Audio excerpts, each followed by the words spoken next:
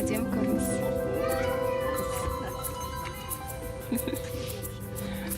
Бүгін біз Швейцарияның италиялық бөлігіне келдік. Кардада деп аталады. Мынау панорамалық көріністі ашатын. Мынау нәрсе дүрілдеп тұр.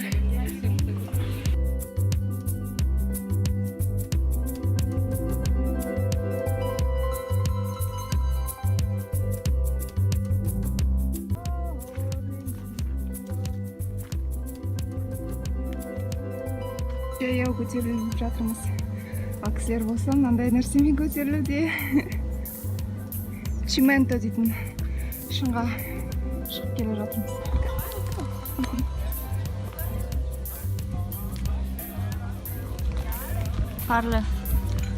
Parlo italiano. Risultante importante. Анау шыңға шығу керекпіз. Бір үйдің жанына жеттік. Бұл жерде «Мамма мия» деп итальянша радио сөйлеп жатыр. Мына жақтан радионың дауысы шығып жатыр.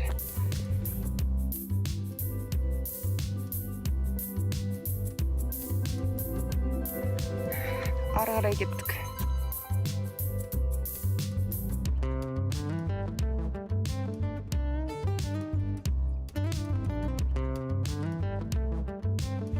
Аспанда ұшқан адамдарға қарай бергім келеді.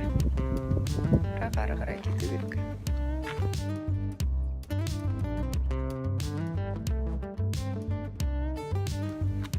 Итальяндық адамдардың сөйлескенін қарап, былай айтқым келеді. Индирито бері қарағанто. Өткен адамдар бұл жақта қалай амандасады? Buongiorno. Buongiorno, signorita. Немесе? Ciao. This place, amore. So nice, so beautiful. Мен үшін сұрақ болып тұрғаны, ана жердегі не дейтін еді өзі? Машина қалай мына тауға көтерілді? Ол гусеницасы бар сияқты, ал мына жақта деген ондай жолдар жоқ, тегіс. Ана жерде тұрған кафеге бара жатырмыз. Жаңа жолда көріп кеттік. Ол жақта бір итальяндық ата тамақтар дайындап отыр. Сыртта пеште жасайды екен. Соған асығып, қарнымыз ашып бара жатырмыз. Біз қайда келдік? L'Estalone деген такой. Біз қазір кіреміз. Иә, кеттік. Музыка. Жерде қолды жуып алуға болады. Үлкен құман. Индира айтпақшы. Иә. Иә.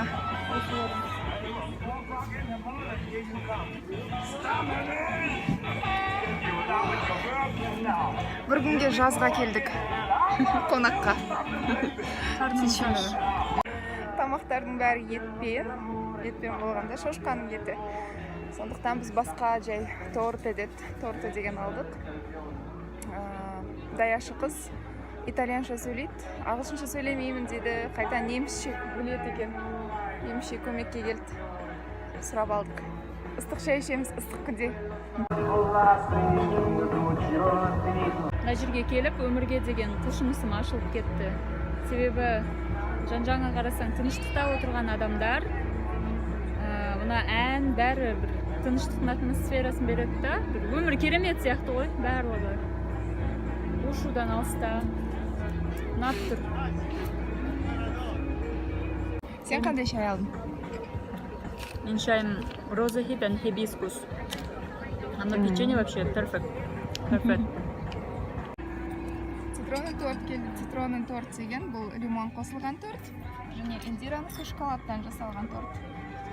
Ал, ас болсын. It was a teenage wedding and the old folks wished him well. You could see that Pierre did truly love the mademoiselle. Астында червек жүр ғой. Шағылмасын бір. Туылып өскен жерде орман жоқ.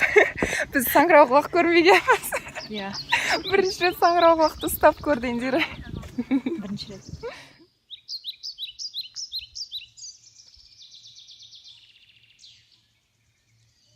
Швейцарлықтар өздерінің демалыстарын сыртта өткізгенді өте жақсы көреді.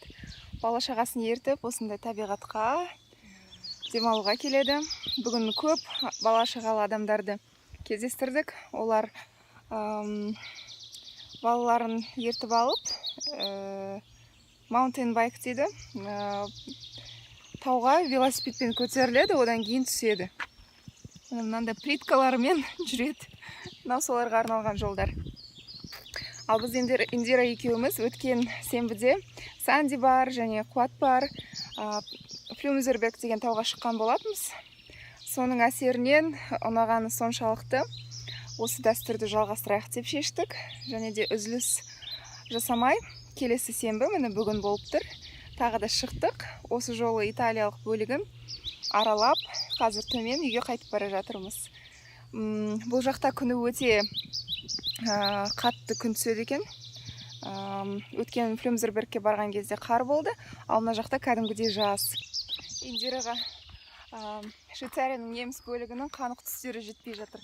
Бұл жақта бәрі сондай ашық, сап-сары, ал ана бөлікте болса Швейцарияның ол жақта жап-жасыл барлығы. Қар болса да сап-сары, қоңыр болса қоп-қоңыр, қанық түстер. Қайтесің енді? Ұнамайды адамға. Өзінің неміс бөлігіне барсын енді. Ал мына жақтан түтін шығып жатыр үйден. Иісі керемет.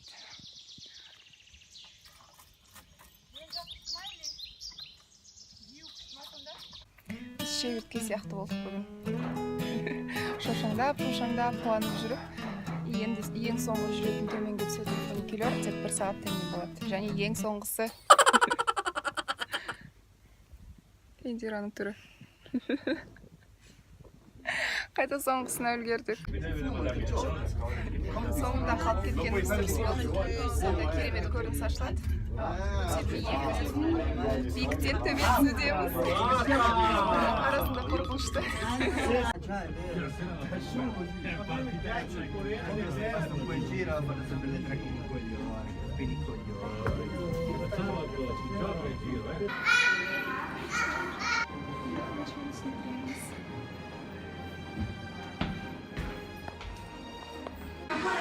Локарнодан Цюрихке дейін поезд күтудеміз. Қарнымызда ашып пицца заказ бердік. Пиццаны күткенше мына жақта балалар футбол көріп жатыр. Ювентус пен Лацио ойнап жатыр.